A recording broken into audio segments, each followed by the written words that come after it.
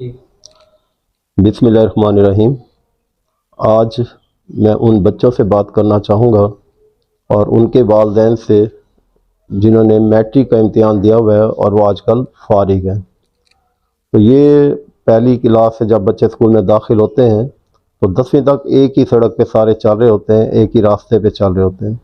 लेकिन अब 10वीं के बाद बच्चे जिस जगह पर खड़े हैं उनके सामने बहुत सारी रोड्स, बहुत से नए रास्ते हैं और आज वो अगर सही रास्ते पर उन्होंने सही सड़क का, सही रास्ते का इंतखाब कर लिया तो वो कामयाब हो जाते हैं। लेकिन अगर खुदा न खास्ता वो किसी गलत रास्ते पर चले गए, कोई गलत रास्ता उन्होंने चुन लिया, वो रास्ता जो उनकी तबीयत के मुताबिक नहीं है, तो वो दोबारा वापस नहीं आ सकते, क्योंकि ज़िंदगी में जो मकाम गुजर जाते हैं वो वापस नहीं आते। आज रमज़ान का आखिरी रोज़ा है, कल ईद होगी। मेरी तरफ से तमाम बच्चों को और उनके वालिदैन को और बाकी लोग जो ये मेरी बात सुन रहे हैं उन सबको मेरी तरफ से एडवांस ईद मुबारक हो। ईद के रोज़ एक फ़ैमिली के तमाम अफराद इकट्ठे होते हैं। उनके कुछ फ़ैमिली के अफराद पढ़ने के लिए बाहर गए होते हैं, कुछ फ़ैमिली के अफराद रोज़गार के लिए बाहर गए होते हैं। और ईद जो है, ईद उल फितर साल के बाद एक ऐसा मौका फराहम करती है कि उस दिन जो है हम सब बैठकर अपने पूरे साल के वाक़यात जो गुज़र चुके होते हैं उन्हें डिस्कस करने का मौका मिलता है। ना सिर्फ पुराने वाक़यात को डिस्कस करने का मौका मिलता है, बल्कि जो अगला साल है उसके मतलब भी हम मिलकर प्लानिंग करते हैं। तो इस ईद पर मैट्रिक के बच्चे जो हैं, जिन्होंने मैट्रिक का इम्तिहान दिया हुआ है, वो बिल्कुल फ्री हैं और वो इस वक्त सोच रहे हैं कि उन्होंने अपनी ज़िंदगी के लिए कौन से रास्ते चुनने हैं। तो इस मौके पर ईद पर जब लोग इकट्ठे होते हैं, फैमिली के अफराद इकट्ठे होते हैं, हम बहन भाई इकट्ठे होते हैं, वालिदैन, तो उस मौके पर हमारी जो गुफ्तगू आजकल होती है वो उमूमन ये होती है कि नया मकान कैसा बना लिया है, किचन कैसा बनाया है, गाड़ी कौन सी ख़रीदी है, मोबाइल कौन सा रखा हुआ है, या खाने किस तरह के बनाए जा रहे हैं, या मुख्तलिफ फैमिली के अफराद को डिस्कस किया जाता है। तो ये चीज़ें ज़रूर डिस्कस हों, ये भी ज़िंदगी का हिस्सा है। मैं ये नहीं कहता इन पर गुफ्तगू नहीं होनी चाहिए, लेकिन इसके साथ साथ असल चीज़ जो ज़िंदगी है, जिसे हम गुजार रहे हैं, जो एक सफ़र है, वो सफ़र की ड्राइविंग कैसी कर रहे हैं और हमने किन रास्तों पे आगे जाना है।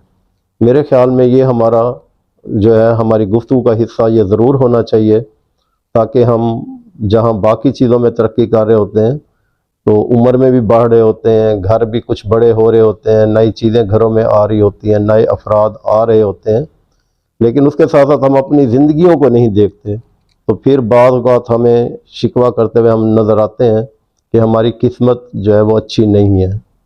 तो आम तौर पर अफराद के हाथों में ही कौम की तकदीर भी होती है और हर फ़र्द की अपनी किस्मत भी उसके अपने हाथ में होती है। तो अब मैं असल गुफ्तगू की तरफ आता हूँ कि मैट्रिक के इम्तिहान के बाद कौन कौन से रास्ते हैं, और आम तौर पर हमारे बच्चे जो मैट्रिक पास होते हैं उनमें इतना कॉन्फिडेंस नहीं दिया गया होता कि वो अपने रास्ते खुद चुनें। तो वो अमूमन देखते हैं कि बच्चे जो हैं उनके बड़े बहन भाई क्या कर रहे हैं, या रिश्तेदारों में खाला ने क्या किया या मामू ने क्या किया, वो समझते हैं शायद हम भी इसी रास्ते पर कामयाब होते हैं। एक ही डिग्री के होते हुए लोग कामयाब ज़्यादा और कम होते हैं। मुख्तलिफ MBBS करने के बाद डॉक्टर सारे एक लेवल पर नहीं हैं, इंजीनियर सारे एक लेवल पर नहीं हैं, तो सेम डिग्री होने के बावजूद लोग डिफरेंट लेवल पर होते हैं। तो इसका मतलब है कि डिग्री अहम नहीं है, बल्कि बंदा जो है वो खुद अहम है। तो इस स्टेज पर मैं बच्चों से बात करना चाहूँगा, उनके वालिदैन से, उनके अज़ीज़ व अक़ारब से, कि पहले बच्चे को रास्ते बताने चाहिए कि ये रास्ते हैं, इन रास्तों में ये एक्टिविटीज़ हैं। तो उसके बाद बच्चा जिस रास्ते को चुने उसी रास्ते को हमें सपोर्ट करना चाहिए। ये नहीं पूछना चाहिए कि कौन सा शोबा अच्छा है, किस शोबे में इनकम ज़्यादा है। हम अमूमन जब फ़ैसला करते हैं तो इस बुनियाद पर करते हैं कि किस शोबे में हमें सहूलतें ज़्यादा हैं, हमें फैसिलिटीज़ ज़्यादा हैं। हम ये नहीं देखते कि बच्चे की इंटरेस्ट किस फील्ड में। वही फील्ड में बच्चा तरक्की करता है जिसमें उसकी इंटरेस्ट होती है। तो लिहाजा आज मैं वो सारे रास्ते कोशिश करूँगा अभी मुख्तसरन उन रास्तों की मैं वजाहत कर दूँ, और फिर आप सब फैमिली मेम्बर इकट्ठे हैं ईद के रोज़, तो आप मिलकर फैसला करें, बच्चे को बताएं, बच्चे से डिस्कस करें। और इसमें सबसे पहले जो आमतौर पर हमारे एरियाज़ में जो शोबा ज़्यादातर बच्चे सेलेक्ट करते हैं, उसकी बुनियाद भी शायद ये होती है कि उसके बाद एक अच्छी लाइफ हमें मिल जाए, अच्छा रोज़गार मिल जाए। तो आम तौर पर तमाम बच्चे जो हैं, और ये भी एक कंसेप्ट है कि अच्छे बच्चे जो हैं उन्होंने साइंस रखनी है और कमज़ोर बच्चों ने आर्ट्स रखनी है। तो ये बात भी गलत है। आर्ट्स में भी अच्छे नंबरों वाले बच्चे जाते हैं तो वो बहुत ज़्यादा तरक्की करते हैं। और इसी तरह से साइंस में अलबत्ता यह है कि मेडिकल का शोबा, उसका मेरिट बहुत हाई होता है, लिहाजा उसमें आमतौर पर उन बच्चों को जाना चाहिए जो सबक को ज़्यादा अच्छी तरह समझ के तैयार कर सकते हैं। तो सबसे पहला शोबा जो है, मैट्रिक के बाद नंबर 1 जो प्रायोरिटी होता है वो है एफएससी मेडिकल का शोबा।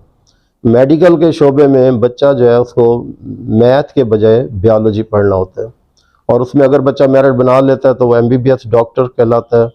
अगर वो मेरिट खुदा ना खास्ता नहीं बनाता तो उसके बाद बीडीएस डेंटल सर्जन है, और डीवीएम भी है। इसके अलावा डी फार्मेसी है, और डीवीएम जो है डीपीटी है, और इसके अलावा बीएस बॉटनी या बीएस ज़ूलॉजी और बीएस केमिस्ट्री, और इसके अलावा बीएस इंग्लिश और बीएस उर्दू भी कर सकते हैं। तो मेडिकल के बाद दूसरा शोबा जो है उसे कहते हैं नॉन मेडिकल, इंजीनियरिंग का शोबा। इस शोबे में बच्चे को बायोलॉजी के बजाय मैथ पढ़ना होती है। तो जो बच्चे समझते हैं हमारा मैथ अच्छा है, उन्हें नॉन मेडिकल रखनी चाहिए। और इसके बाद मुख्तलिफ इंजीनियरिंग है, मैकेनिकल है, इलेक्ट्रिकल है। इसमें बहुत सारी आजकल इंजीनियरिंग आ गई है, रोबोटिक है और आर्टिफिशियल इंटेलिजेंस है। तो जो बच्चे समझते हैं कि हमारा रुझान जो है इंजीनियरिंग साइड पर, उन्हें नॉन मेडिकल का शोबा जो इख्तियार करना चाहिए। तीसरा शोबा जो है वो आईसीएस कहलाता है। इस शोबे में बच्चे को ना केमिस्ट्री पढ़नी होती है और ना ही बायोलॉजी। इसकी जगह मैथ, फिज़िक्स और कंप्यूटर पढ़ना होता है। तो ये आमतौर पर सॉफ्टवेयर इंजीनियर बनते हैं, और इसके अलावा ये बीएस कंप्यूटर साइंस भी कर सकते हैं, और कंप्यूटर के रिलेटेड बहुत से शोबे। इसके अलावा आर्ट्स के साथ भी कंप्यूटर रखा जा सकता है, मसलन मैथ, कंप्यूटर और इकोनॉमिक्स। और इस तरह से मैथ, स्टैट और कंप्यूटर रख कर भी आगे कंप्यूटर के शोबे में जाया जा सकता है। और सबसे आसान शोबा आर्ट्स के मज़ामीन के साथ भी कंप्यूटर रख कर आगे कंप्यूटर के फील्ड में जाया जा सकता है। इसके बाद लास्ट शोबा जो है वो है आर्ट्स का शोबा। हमारे अमूमन यहाँ पर कंसेप्ट है कि जिन बच्चों के नंबर कम आते हैं उन्हें आर्ट्स में जाना चाहिए, जबकि मेरा मशवरा और मेरा तजर्बा ये है कि जो बच्चे सबसे ज़्यादा नंबर लेते हैं उन्हें भी आर्ट्स रखनी चाहिए।